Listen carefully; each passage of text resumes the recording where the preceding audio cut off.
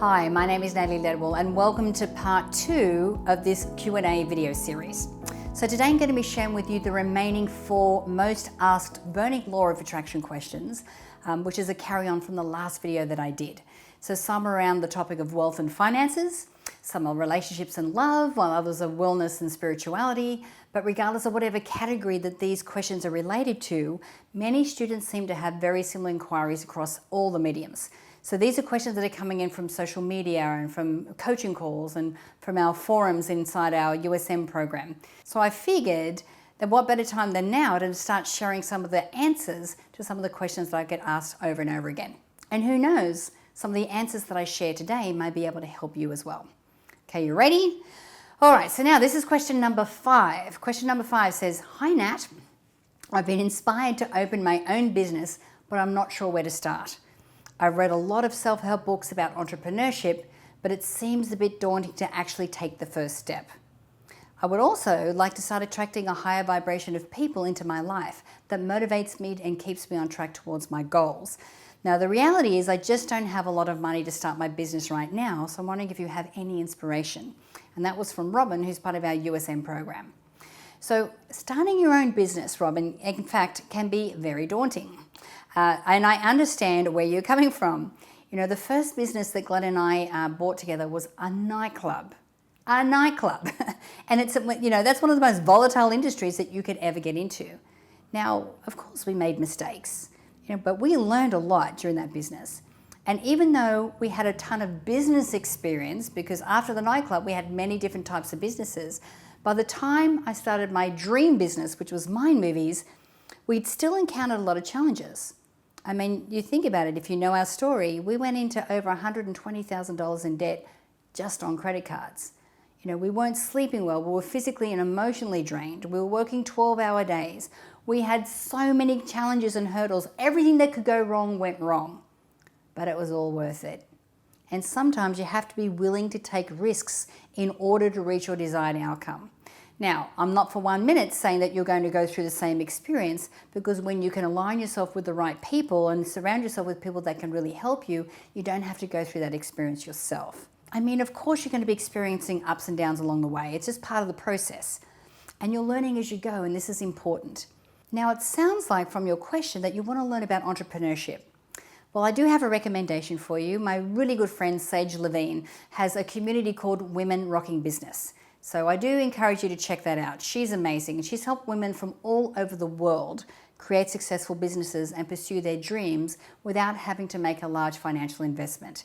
And she's created a beautiful community of entrepreneurial women across the world, so it's a great group to align yourself with. So for you, Robin, I think that you should really start researching some communities like this that have got like-minded people and start networking. Now, I think you can learn a lot from other people who are on the same journey as you. And when you can put yourself in that environment, then it really helps to propel your success. As you know, with our story, you know, we joined a mastermind group when we first arrived here in the US that was going to teach us how to do the internet marketing portion of our business. Now, it was the smartest thing that we did, because it meant that we were around smart people who could give us the right kind of advice, the right kind of support when we needed it. And every time we had a little doubt going, oh my God, I don't think this is going to work, we had people that we respected around us that gave us the right validation to help us keep going. All right? So make sure you keep an eye out for a community like that. All right, so question 6. Question 6 says, "I have so many ideas and passion projects, and it really feels like it's time to start making money off of something that I love. I've been in insurance for over 30 years, and it just doesn't bring me any joy. It only pays the bills, if you know what I mean. So I guess my question is, how can I put energy and focus into my passion projects but still pay the bills?" Now that's from Mildred, who's one of our Mind Movie students. All right, so this is a really, really common question, Mildred, and I'm really glad that you asked it, because many of our students want to get started getting paid for something that they love to do, and it's totally doable.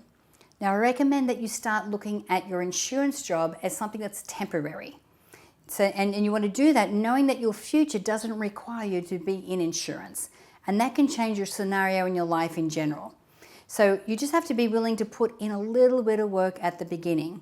Now, I'm not saying leave your job, because you do have to make sure that you've got, all your survival things happening. If you're worrying about how you're going to pay the electricity bill, then you don't have the positive energy to put into a business when you start it. And it's difficult for you to find out what it is that you love. But once you start looking at this as temporary, then you start to open up the space for something else to come in. And this is going to shift your perspective on your life. Now, something that I hear a lot from my students is that they're too far gone.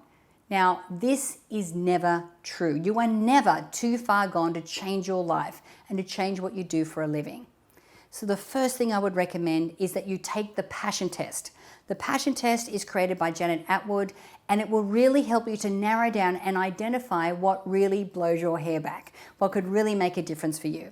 Now, if you know what your passion project is, I recommend that you start journaling about it. Create a vision board, create a mind movie, and start visualizing yourself already working on this passion project already, because the more that you can visualize that and feel what it's like to already be there, you become a magnet for all the things and the resources that you need to be able to make this your reality. And by doing this, you are actualizing your future into existence, which is a great first step towards attracting the opportunities in the life that you desire. All right, so we now have question 7. Question 7 says, I have a question for you, Nat. I've been doing some chakra healing work through your programs, and I must say it seems to be working. I'm learning to forgive myself and move on from the past. Woohoo, I like that. But I still carry some guilt and shame about my past, and it's a hard pill to swallow. Do you have any advice? Now, this is from Robert, who's in our chakra program. All right, so this is a great question. Now, honestly, it's really hard to move on from the past if you are carrying the weight of guilt. If you are still tethered to this past situation, then it's hard for you to keep moving forward. You feel bogged down, you feel disappointed, you feel regretful, and the list goes on. Now, this kind of ties into my 6 steps to manifest anything, because step 6 is surrendering. And it's certainly the hardest step of all. And it's one that it took me the longest to master. You are getting better at forgiving yourself, but you just can't seem to let go. So I advise you to surrender. So we have to surrender to how long something's going to take to show up. We have to surrender to what it's going to look like when it does. But we also have to surrender to trusting the universe or trusting God that is only sending us the things that we need for our highest good. So when something happens and you start feeling guilty, I'm sure that you start beating yourself up a bit, right? But I recommend taking a deep breath before you allow guilt to come in and say, it's okay, if this is happening for my highest good, why did this show up? What's the lesson I'm meant to learn here? Or what's the behavior I need to take on? Or what's the changes that I need to make? Because this came up for a reason. It's here to teach me something. So whether it'll give me the opportunity to expand or grow or move to the next level, that's up to me. So I recommend that you start writing down some of these thoughts that you think when you're beating yourself up.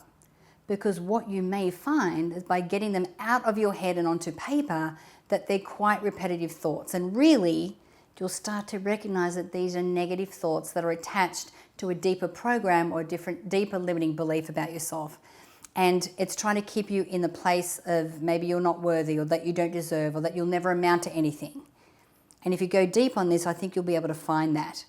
So once you recognize that these feelings of guilt are just attached to something deeper, get them out, get them onto paper, decide the new thoughts that you want to create, and then start to move forward from that place then, okay?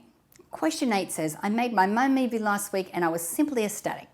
It really stirred emotions in me in this past week and it was impossibly amazing.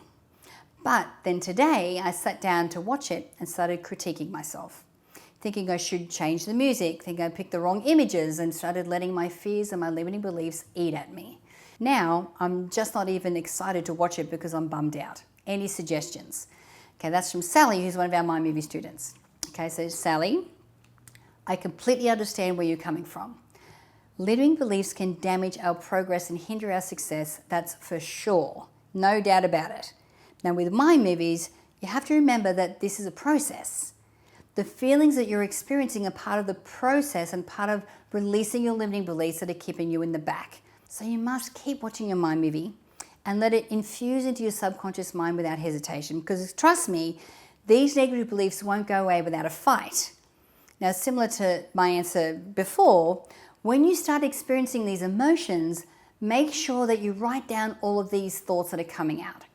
Get them out of your head, get them onto paper. Otherwise, we just get stuck in this negative vortex of going round and around and thinking these thoughts over and over again, because that's what our norm has been. And we have probably already been doing this for 20, 30, 40 years. Now, the more that you maintain the practice of watching your mind movie and doing your gratitude exercises and reflecting on the experience and having your mindful moments, the more that this will work. You just got to stay the course.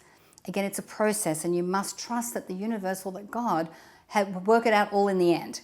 Okay, well, that comes to the end of our second session of Q&A. I hope that you enjoyed the answers that I was able to share with you, and I hope that some of my answers resonated with you as well. Please feel free to ask me any questions in the comment box below, because you never know, I may be choosing your question to answer next. And don't forget to subscribe to the Mind Movers YouTube channel for more videos on personal growth and the law of attraction. My name is Natalie Ledwell. Thank you for watching, and bye for now.